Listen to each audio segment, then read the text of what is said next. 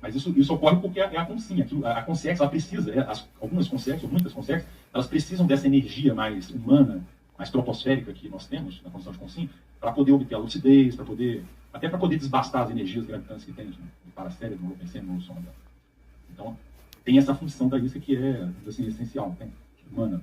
Muito bom, amei, também é um tema que eu gosto de pesquisar, e está ótimo, valeu, obrigado pelas perguntas. Claro, né? Bom, parabéns aí pelo verbete. Eu tenho duas perguntas. A primeira é qual que é a diferença da maxi escagem, uma escagem normal e uma mini? E a outra eu falo depois. Tá.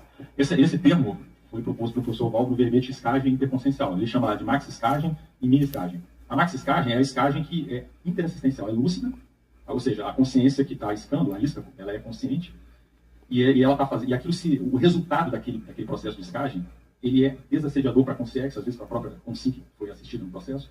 Então, ela é max por quê? Porque ela é positiva, ela é homeostática, entende? E existe a mini escagem, que é a maioria das escagens que ocorrem. A mini escagem é justamente o quê? A hora que a pessoa está andando na rua, no aeroporto, daqui a pouco ela nem percebeu, alguma consciência se aproximou dela, ficou ali acoplada na discosfera e está lá vampirizando, tirando as energias, ela está sentindo mal com aquilo, fica irritada e tal.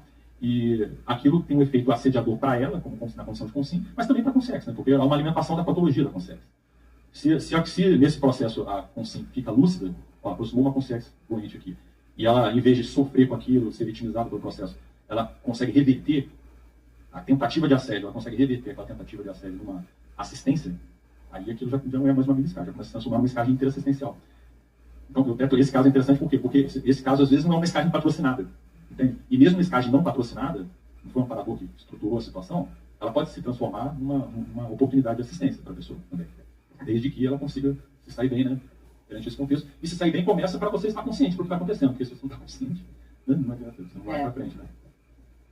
E aí a outra, na unidade de medida ali, primeiro, foi você que propôs ou já tinha? Não, essa já tinha. E quando eu penso em unidade de medida, de qualquer especialidade, eu penso que quando a gente vai fazer uma pesquisa, de maneira teática, a gente deve conseguir medir em quantidade e qualidade aquilo que a gente está pesquisando. Sim. E como que você vê que o ISCO-PNCN, por que o ISCO-PNCN é a unidade de medida? Muito boa pergunta, Gabriel. Vamos pegar esses dois casos que eu coloquei ali. A consciência chega na psicosfera de uma consim e começa a vampirizar a consim. O que aconteceu, né? Qual foi o fenômeno que ocorreu? Qual foi a pensenidade da consim? Às vezes, a consim teve lá um pecadinho mental, por exemplo. Pensou alguma coisa que indevida ali, às vezes uma coisa fugaz, passageira. Aquele pensene mais patológico atraiu a isca. A consciência, desculpa. Às vezes é o oposto. A consciência se aproxima, por ela estar desequilibrada, ela faz a consciência que está desatenta